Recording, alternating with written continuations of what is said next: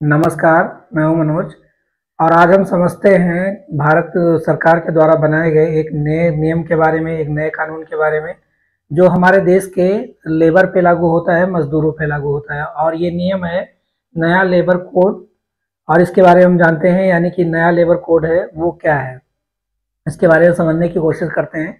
अपने देश में लगभग जो है 1/3 जो आबादी है वो मजदूरी करती है, मजदूरी के लिए काम करती है। और ये संख्या जो है लगभग 50 लाख के आसपास, 50 करोड़ के आसपास में है। 50 करोड़ आबादी ऐसी है जो कि मजदूरी करती है।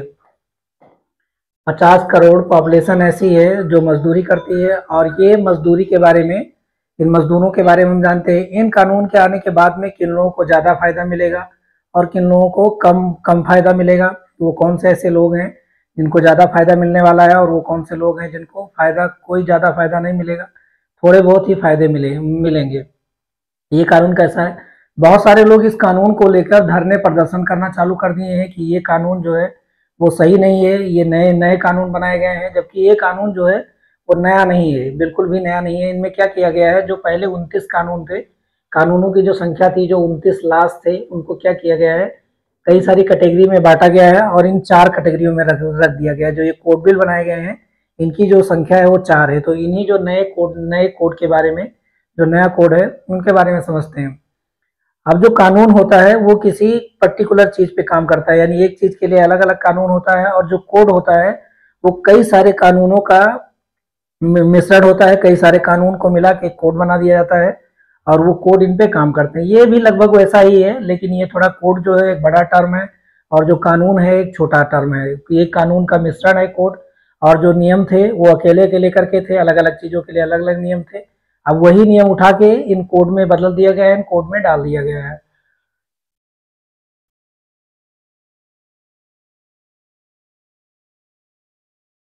सबसे पहला जो कोड है ये है badges code act. Badges code है पहला कोड, जो है बेजेज कोड है। और ये 2019 में ही संसद में इसके लिए कानून बनाया गया था और ये पारित कर लिया गया था। और इसको जो है अब जो है अप्लीकेबल किया गया है, अब लागू किया गया है। इस नए श्रम कानून के साथ में इसको लागू किया गया है और ये 2019 से ही इस पे काम हो चुका था, संसद में कानून पास हो चुका था। इनमें क्या क्या चीजें हैं, उनको मेन मेन चीजें हम समझते हैं कि इनमें क्या क्या होगा। इनमें क्या होगा, यूनिवर्सल मिनिमम वेजेस किया जाएगा, यानी कि एक यूनिवर्सल मिनिमम वेजेस बनाया जाएगा। और उसमें क्या होगा, ये क्या होगा, दो सेक्टर होते हैं, एक होता है ऑर्गेनाइज और एक होता है ऑर्गेनाइज। जो ऑर्गेनाइज सेक्टर थे उनमें क्या था कि ये पॉलिसी जो थी मिनिमम वेजेज एक्ट की वो लागू थी, लेकिन अलग अलग स्टेट के लिए ये वेरी करती थी, क्योंकि अलग अलग स्टेटों में उन सरकारों के अंदर ये पावर थी कि वो अपने मिनिमम वेजेज एक्ट को अलग अलग थोड़ा बहुत ऊपर नीचे कर सकते हैं। इसलिए जो तनख्वाह होती थी लोगों की, जो वेतन होता था, जो मजदूरी होती थी, वो अलग अलग स्टेटों में थोड़ी थोड़ी अलग अलग करके वेरी करती थी। जो अनऑर्गेनाइज जो स्टेट थे, माफ कीजिएगा, जो अनऑर्गेनाइज संस्थान थे, जिनमें अनऑर्गेनाइज थे, जो ऑर्गेनाइज तरीके से काम नहीं करते थे, सरकार के नियम कानून को उतना नहीं मानते थे जितना मानना चाहिए, वो लोग अपनी मनमानी तरीके से मजदूरी देते थे। लेकिन अब ऐसा नहीं होगा, इसमें यूनिवर्सल मिनिमम वेज बनाया गया है, इसकी बात की गई है। यानी सबके लिए समान जो है मजदूरी होगी, चाहे वो कोई भी राज्य हो, कहीं का भी हो, कैसा भी हो। इसके लिए एक फ्लोर बेस तैयार किया जाएगा, केंद्र सरकार के द्वारा एक फ्लोर बेस तैयार किया जाएगा और वो देश के हर राज्यों में वही फ्लोर बेस लागू होगा। उससे कम सैलरी कोई नहीं दे सकता है और ये बैरी नहीं करेगा, तो इसको फ्लोर बेस बोलते हैं। मतलब वो ऐसा बैजेज जिसके नीचे नहीं जा सकते, उसके ऊपर रह सकते हैं, तो एक फ्लोर बेस तैयार किया जाएगा इस कानून के तहत।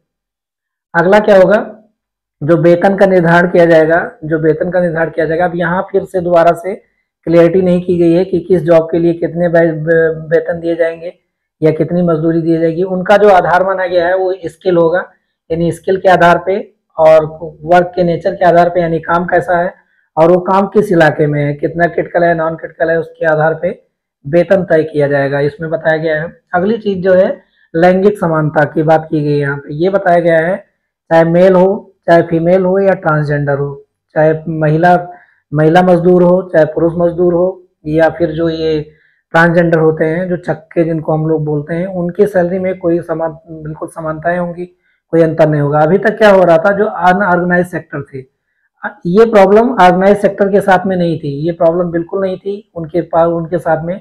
जैसा मेल का वेजेज होता था वैसा फीमेल का वेजेज होता था, लेकिन जो जो अनऑर्गेनाइज सेक्टर थे उनमें क्या था कि उनको महिलाओं को रख के उनको कम पैसे में काम करवाया जाता था।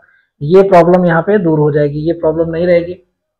साथ में जो ऑर्गेनाइजेशन है या अनऑर्गेनाइज जो सेक्टर है उनको समय पे भुगतान करना होगा, और समय की जो तारीख होगी वो एक जैसी होगी। बहुत सारे लोग क्या करते थे, भुगतान में देरी करते थे, कोई बहुत पहले पैसा दे देता था, कोई बाद में पैसे देता था, कोई 2 महीने बाद पैसे देता था। तो अब ये वाले कोड के बाद में ये वाला नहीं चलेगा, सबको एक साथ में ही अपने मजदूरों को पैसे देने होंगे। ओवर टाइम के लिए रूल बनाए गए हैं कि एम्प्लॉय से ओवर टाइम के लिए जबरदस्ती नहीं की जा सकती है। अब हफ्ते में जो है 48 घंटे ही काम करना होगा। 48 घंटे के बाद में अगर इनकी जो एम्प्लॉय है, जो मजदूर हैं, अगर उनका मन कर रहा है तो वो रुकेंगे, अगर नहीं मन कर रहा है तो नहीं रुकेंगे। और उनकी जो बेसिक सैलरी होगी, बेसिक सैलरी के हिसाब से उनको क्या होगा, उनका डबल के हिसाब से उनको ओवर टाइम मतलब मल्टीप्लाइड 2 जो है ये ओवर टाइम इनको प्रोवाइड किया जाएगा, इतने पैसे दिए जाएंगे।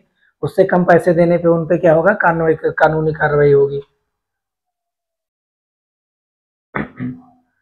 अगला क्या है, यहाँ पे जो लोग बहुत सारे लोग धरना प्रदर्शन कर रहे हैं उसका ये भी आधार है कि अगर ऑर्गेनाइजेशन जो है एम्प्लॉय के साथ में कोई गलती करता है और गलती करने पे उनको पहली बार में जो है समझौता करने का मौका दिया जाएगा।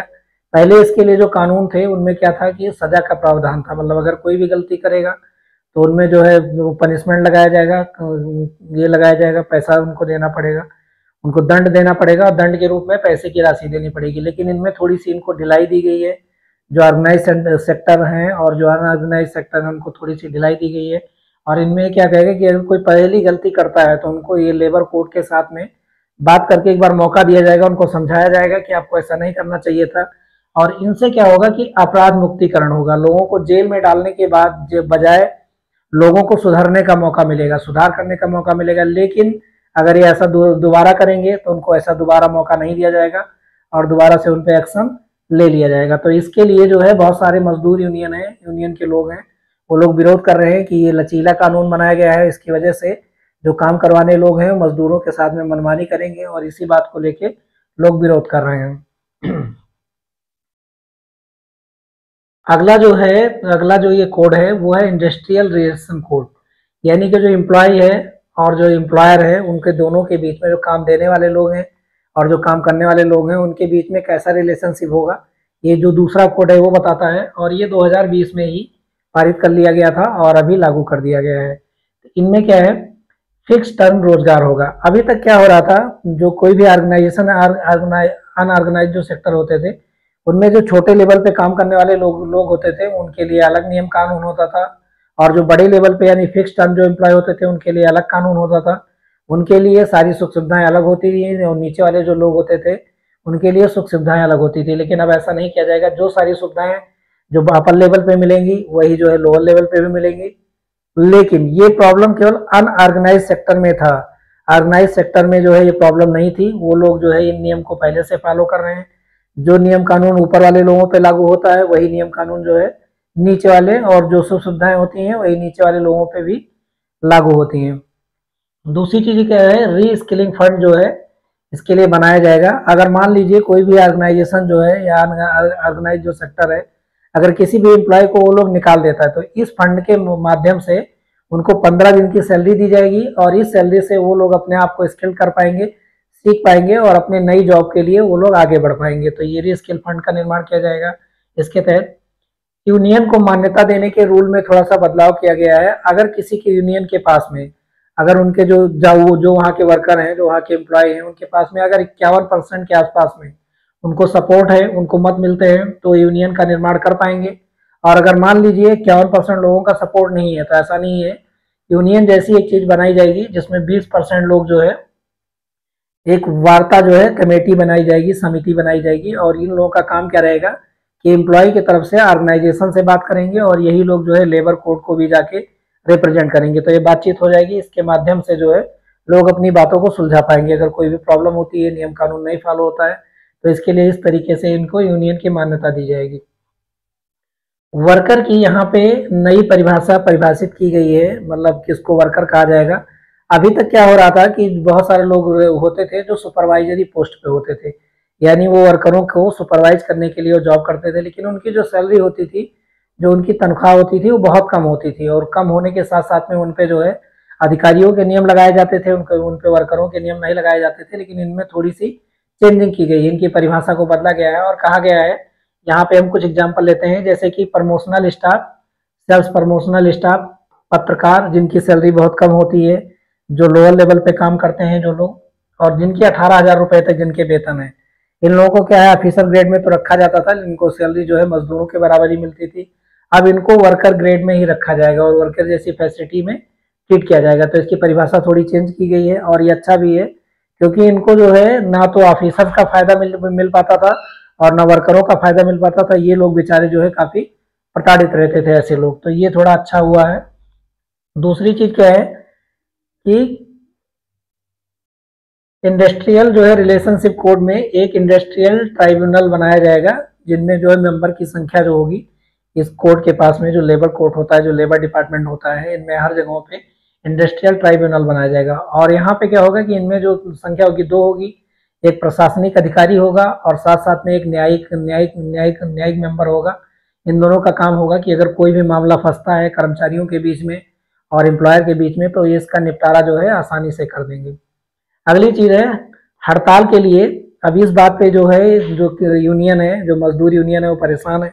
अगर आपको हड़ताल करना है तो हड़ताल करने के लिए आपको ऑर्गेनाइजेशन को 14 दिन पहले आपको नोटिस करना होगा कि हम जो हड़ताल करने वाले हैं, और अगर ये हड़ताल के लिए नोटिस नहीं देते हैं तो हड़ताल नहीं माना जाएगा। उन एम्प्लॉय को जो है अब्सेंट की तरह जो है ट्रीट किया जाएगा। और ये इसलिए किया गया है कि अचानक से किसी काम में गिरावट ना आए। बहुत सारे काम क्या होते हैं, वो कच्चे काम होते हैं, अगर उनमें अचानक से हड़ताल हो जाती है तो इन इंडस्ट्रियों को बहुत घाटा लगता है, घाटा होता है। और इस चीज़ का विरोध हो रहा है कि ये चीज़ सही नहीं है और इस पे जो है लोग, जो ऑर्गेनाइजेशन की मनमानी चलेगी यहाँ पे, और ऐसा हो भी सकता है। तो हड़ताल पे नोटिस देना होगा।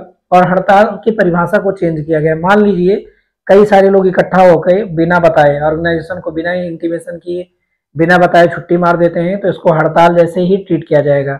और यहाँ पे ये माना जाएगा कि आपने नोटिस नहीं दिया था, तो आपका ना तो हड़ताल माना जाएगा और ना आपकी छुट्टी कंसीडर्ड होगी, किसी में नहीं रहेंगे और इन चीज़ों को मान्यताएं नहीं मिलेंगी। अपराध मुक्तिकरण की भी बात की गई है कि अगर कोई भी ऑर्गेनाइजेशन जो होगा, अगर पहली बार वो गलती करता है, छोटी मोटी गलती करता है, तो उसे क्या होगा, समझौते के माध्यम से उसको माफ किया जाएगा, उसके थोड़े बहुत जुर्माने लगाए जाएंगे। जो जेल जैसे प्रावधान थे वो अब नहीं किया जाएगा, उनमें छोटे बहुत जुर्माने लगा के पहली बार छोड़ दिया जाएगा। लेकिन अगर वो ये गलती बार बार रिपीट करते रहते हैं, उनको मतलब सुधार का मौका दिया जाएगा, सुधरने का मौका दिया जाएगा कि आपको सुधरने के मौके, आप चाहें तो सुधर सकते हैं। लेकिन अगर वो ऐसी चीज़ें बार बार रिपीट करते रहें तो उनके साथ में सख्त कार्रवाई की जाएगी, मतलब एक्शन लिया जाएगा। यहाँ पे ऐसी बात कही गई है। दूसरी चीज़ क्या है कि सोशल सिक्योरिटी कोड, जब लोग काम करते हैं तो उनको जो है बहुत सारी चीज़ों की ज़रूरत होती है, और ये 2020 में ही ये सोशल सिक्योरिटी कोड बनाया गया था और अभी क्या है, लागू कर दिया गया। इनमें क्या क्या चीज़ें हैं, जो इस ESIC की जो मतलब बीमा कंपनी है, ये स्टेट की एम्प्लॉय स्टेटमेंट की जो ये बीमा कंपनी है ESIC, इसका काम क्या है, अब ये क्या करती है, जो ये मजदूर होते हैं, जो एम्प्लॉय होते हैं, जो लोअर लेवल पे काम करते हैं, उनको स्वास्थ्य सेवाएं प्रदान करती है। वैसे बहरहाल इनकी हालत भी बहुत ज़्यादा अच्छी नहीं है, ये भी फॉर्मेलिटी के तौर पे रन करते हैं, इनमें बहुत सारे सुधार की ज़रूरत है। लेकिन यहाँ पे क्या किया गया, ये पूरे भारत में एप्लीकेबल कर दिया गया है, यानी जो ऑर्गेनाइज सेक्टर हैं उनके एम्प्लॉय को, उनके मजदूरों को तो ESIC प्रोवाइड ही किया जाएगा। उसी के साथ साथ में जो अनऑर्गेनाइज जो सेक्टर हैं उनके लिए भी ESI पूरे देश में लागू होगी। और इसको जो है, इन जो फर्म है, जो ऑर्गेनाइजेशन है, इनके साथ में एम्प्लॉय को जोड़ना जो है अनिवार्य हो जाएगा। दूसरा चीज़ है जो EPF है, जो प्रोविडेंट फंड है, जो मजदूरों का फंड करता है, उनमें जो जांच की सीमा कर दी गई है वो 5 साल की ही की गई है। यानी कि कोई भी क्लेम जो है आपको 5 साल के अंदर ही करना होगा। और इस क्लेम को, अगर कोई क्लेम होता है इससे रिलेटेड, तो इन क्लेम के तहत जो है 2 साल के अंदर जांच को पूरी करना होगा। और अगर 2 साल में वो जांच नहीं पूरी हो पाती है तो उसके लिए 1 साल की अवधि इन ऑर्गेनाइजेशन को और दी जाएगी। उसी के माध्यम से ये लोग अपना पूरा करके अपने मामले को जो है सुलझा देंगे। EPF के खिलाफ अगर कोई भी अपील होती है, कोई अपील की जाती है, तो उसके लिए जो है अमाउंट जो है बहुत ज़्यादा लगाए जाते थे, बहुत ज़्यादा चार्ज किए जाते थे। उनकी जो परसेंटेज था वो 70 से 40 से 70% के बीच में था, और अब ये घटा के जो है 25% कर दिया गया है। गिग और प्लेटफॉर्म श्रमिक जो है इनमें शामिल किए गए हैं। एक ऐसे श्रमिक होते थे, गिग वाले श्रमिक ऐसे होते थे जो एक प्रोजेक्ट बेसिस पे काम करते थे, उनका ऑर्गेनाइजेशन कहीं और है, वो प्रोजेक्ट के लिए किसी ब्रिज का निर्माण करने में, किसी रोड का निर्माण करने में, और बहुत सारे जो है ऑनलाइन प्लेटफॉर्म पे काम करते थे। डिस्ट्रीब्यूटर थे, बहुत सारे सामान पहुंचाने वाले थे, ओला कैब के ड्राइवर थे, उन लोगों को भी इनमें शामिल किया गया है। यानी जो ये सुविधाएं होंगी, जो सोशल सिक्योरिटी सर्विस होगी, पीएफ की सुविधा हो गई, बीमा हो गई, इन लोगों के लिए भी यहाँ पे लागू किया गया है, तो ये चीज अच्छी हुई है। वेतन की जो है परिभाषा जो है डिफाइन की गई है कि वेतन किस फॉर्मेट में होंगे। ऐसा नहीं है कि उन लोगों को अगर मजदूरी दी जा रही है तो उनको सीधे सीधे जो है 400, 500, 600 जो भी मजदूरी बनती है इस फॉर्म में दे दिया जाएगा, जबकि ऐसा नहीं होगा। इनमें क्या होगा कि बेसिक फॉर्म, ये बेसिक होगा सैलरी के साथ में, और डीए होगा, और रिटर्निंग अलाउंस होगा, यानी जो अदर अलाउंस जो है किसी एम्प्लॉय के तहत दिए जाते हैं। अब इनमें जो आपका पीएफ और ईएसआई काटा जाएगा वो बेसिक सैलरी के हिसाब से ही काटा जाएगा, और सैलरी जो है 3 भागों में टूट जाएगी। ऐसा करके सबके लिए सुविधाएं बनाई जाएंगी। दूसरा क्या होगा, जो निर्भरजनों की परिभाषा होगी। निर्भरजनों की परिभाषा का मतलब क्या है कि जो सुविधाएं मिलती हैं किसी ऑर्गेनाइजेशन की तरफ से, किसी कंपनी की तरफ से, या अनऑर्गेनाइज सेक्टर की तरफ से, वो क्या है, उनमें लिमिटेशन होती है कि आपके केवल बच्चों को फायदा मिलेगा, आपके वाइफ को फायदा मिलेगा। लेकिन अब ये बढ़ा दिया गया है, बच्चों और वाइफ के साथ में माता पिता को और उनके दादा दादी को भी ये फैसिलिटी मिलेगी।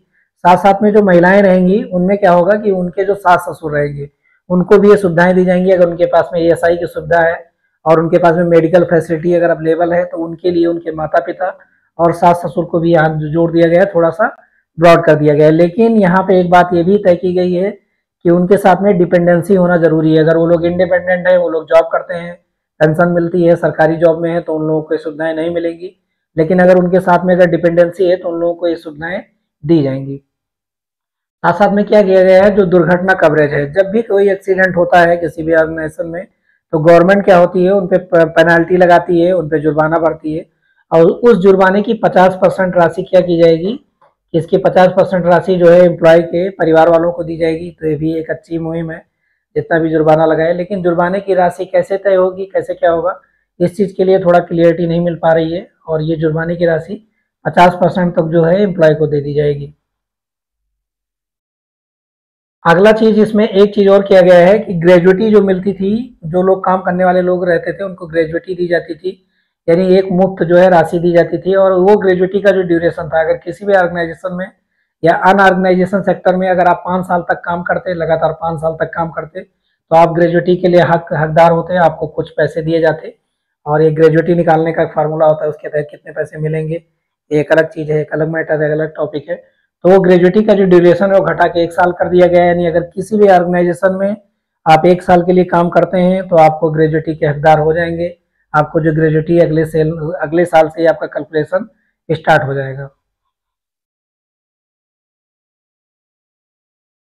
दूसरा क्या है, जो चौथा जो कोड है, जो कई सारे कानूनों को मिला के बना दिया गया है, उन्हीं 29 कानूनों को अलग अलग पार्ट में तोड़ा गया है। ये है ऑपरेशनल सेफ्टी, यानी काम करने के दौरान में सेफ्टी किस तरीके से रहेगी, और उसके बाद में हेल्थ एंड वर्किंग कंडीशन क्या क्या होगा, ये चीज़ बताया गया है।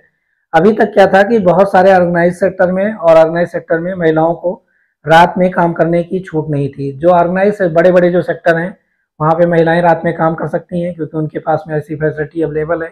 लेकिन जो छोटी छोटी जगहों पे थी वहाँ पे महिलाओं को रात में काम करने की अनुमति नहीं थी। अभी ऐसा नहीं है, अब महिलाओं को रात में काम करने की अनुमति दी जाएगी। इससे क्या है, समानता का अधिकार आएगा, और इनमें बहुत सारी प्रॉब्लम भी आएगी।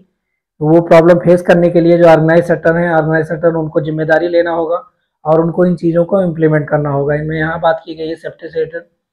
और मुफ्त वार्षिक स्वास्थ्य जांच, यानी साल में एक बार जो है स्वास्थ्य की जांच करवाना अनिवार्य होगा। अब ये जो ऑर्गेनाइज सेक्टर है इनमें ये चीज़ें पहले से अवेलेबल हैं, लेकिन जो अनऑर्गेनाइज सेक्टर हैं जो सरकार के नियम कानून को उतना ज़्यादा नहीं मानते जितना ज़्यादा मानना चाहिए, उनके लिए भी अनिवार्य हो जाएगा कि 1 साल में जो एम्प्लॉय लोग काम कर रहे हैं वो कहीं बीमार तो नहीं हुए। अगर बीमार हुए हैं तो उनको उस चीज़ का ट्रीटमेंट ऑर्गेनाइजेशन के थ्रू दे दिया जाना चाहिए। कार्य का समय वही है जो पहले था। इनमें बहुत सारे डिस्कशन चल रहे थे कि कामों के घंटे जो है बदल दिए जाएंगे, इतने घंटे काम करवाए जाएंगे, लेकिन वो घंटों की जो संख्या है वो भी 48 ही है, 48 आवर्स ही है। यानी हफ्ते में 6 दिन काम करवाया जा सकता है, इससे ज़्यादा काम नहीं करवाया जा सकता। तो ये नियम पहले भी था और अभी भी है। माइग्रेट श्रमिकों की नई परिभाषा दी गई है। अगर एक स्टेट से दूसरे स्टेट में कोई कामकाज करने के लिए जाता था और जो लोग बड़े लेवल पे काम करते थे उनको माइग्रेट वर्कर नहीं माना जाता था, और जो लोग छोटे लेवल पे काम करते थे उनको माइग्रेट वर्कर माना जाता था। लेकिन अभी क्या हो गया है कि अगर कोई भी आदमी एक जगह से दूसरी जगह काम करने के लिए जाएगा, चाहे वो बड़े लेवल पे काम करे चाहे छोटे लेवल पे काम करे, उसको माइग्रेट वर्कर की लिस्ट में ही रखा जाएगा, यहाँ पे ऐसा कहा गया है। और दूसरा, यहाँ पे एक बात और कही गई है कि एक राष्ट्रीय डाटाबेस तैयार किया जाएगा और उनमें जो है जो मजदूर किस्म के लोग हैं, जो माइग्रेट वर्कर हैं, उनके लिए एक डाटा बनाया जाएगा और उनको साथ साथ में वहाँ पे ये भी जानकारी दी जाएगी, एक डिजिटल प्लेटफॉर्म बनेगा और उनको जानकारी दी जाएगी कि यहाँ पे आपके लिए जॉब अवेलेबल है और यहाँ पे जॉब अवेलेबल नहीं है, आप यहाँ से यहाँ जा सकते हैं। तो ये सुविधाएं इनको दी जाएंगी। इससे लोगों को मालूम चल पाएगा कि हमें कहाँ जाके जो है मजदूरी करनी है, कहाँ जाके अपना काम करना है। एक कंडीशन और दी गई है, जो परमानेंट एम्प्लॉय होते थे कंपनी में या कहीं भी अनऑर्गेनाइज सेक्टर में काम करने वाले, उनको नियुक्ति पत्र देना, नियुक्ति पत्र लोग अपने परमानेंट एम्प्लॉय को ही देते थे। लेकिन अभी क्या है, जो कॉन्ट्रैक्ट बेसिस पे वर्कर हैं या कैसी भी वर्कर हैं या जो साइटों पे काम करने वाले लोग हैं या अनऑर्गेनाइज सेक्टर में कोयले की खान में काम करने वाले लोग हैं, सबको काम करने से पहले एक नियुक्ति पत्र देना होगा। नियुक्ति पत्र के साथ साथ में आपको उसके साथ में ये क्लियर करना होगा कि आपको इसके साथ में कितनी सैलरी देनी है, इनके बेजेस कितने होंगे, ये सब सारी टर्म कंडीशन लिख के आपको उनको देनी होगी और ये एम्प्लॉयर को रिसीव करना होगा, एम्प्लॉय को रिसीव करना होगा और एम्प्लॉयर उनको प्रोवाइड करवाना होगा। तो ये सबके लिए अनिवार्य कर दिया गया है। आगे है, अगर कोई पीड़ित है जिसकी मतलब काम करने के दौरान में अगर उसको चोट लग जाती है और उसको अगर मतलब ये उसकी मृत्यु हो जाती है तो उसको जो मुआवजा दिया जाता है, ये सभी के लिए ऑर्गेनाइज सेक्टर और अनऑर्गेनाइज सेक्टर के लिए अनिवार्य किया गया है और ये एक अच्छी पहल है। अगली चीज है, जहाँ पे 500 से ज्यादा एम्प्लॉय काम करते हैं, जहाँ पे एम्प्लॉय के जो नंबर आप जो वर्कर्स हैं, काम करने वालों की जो संख्या है, अगर वो 500 से ज्यादा है तो वहाँ पे एक सुरक्षा समिति बनाई जाएगी, सिक्योरिटी कमेटी बनाई जाएगी। उस सिक्योरिटी कमेटी में एम्प्लॉय के भी मेंबर होंगे, एम्प्लॉयर के भी मेंबर होंगे और इनमें जो है जो कोर्ट होगा, लेबर कोर्ट होगा, उनका भी इन्वॉल्वमेंट होगा और ये लोग मिलकर जो है छोटे मोटे जो मामले रहेंगे अंदर सुरक्षा से रिलेटेड जो मामले होंगे, जैसे सेक्सुअल हरेसमेंट जो कमेटी बनाई जाती है वो इसी के अंतर्गत काम करेगी, इन्हीं का एक हिस्सा है और ऐसी कमेटियां इनके पास में अवेलेबल होनी चाहिए और ये जो है छोटे मोटे मामलों का निस्तारण कर पाएंगे। अगर ये निस्तारण यहाँ नहीं होता है तो ये लोग लेबर कोर्ट को बात करेंगे और अगर लेबर कोर्ट में इसका निस्तारण नहीं हो पाता है तो फाइनली जो है जो नॉर्मल कोर्ट होती है उनसे बात कर सकते हैं। तो इतनी सारी ये कोड बनाए गए हैं, ये बिल बनाए गए हैं। अब ये जो लोग ऑर्गेनाइज सेक्टर में पहले से काम करते थे उनके लिए तो कोई ज़्यादा चेंजेस नहीं है, लेकिन जो अनऑर्गेनाइज सेक्टर में काम करते थे, अगर ये ज़मीन पे उतरता है, ज़मीनी हकीकत पे लागू होता है तो उनके लिए जो है फायदेमंद होगा। साथ साथ में इसमें क्या किया गया है, जो काम करवाने वाले लोग हैं, जो नियोक्ता लोग हैं, उनके लिए कुछ ढिलाई दी गई है। इससे क्या होता है, जो काम करने वाले लोग हैं उनको थोड़ा बहुत नुकसान हो सकता है और जो मजदूर यूनियन है, जो यूनियन काम करती है, जो मजदूरों के लिए बात करती है, उनके लिए जो है थोड़ी सी उनकी जो शक्तियां होंगी वो थोड़ी सी कम हो जाएंगी। आज के लिए इतना ही, मिलेंगे अगले वीडियो में एक नए टॉपिक के साथ में। तब तक के लिए जय हिंद।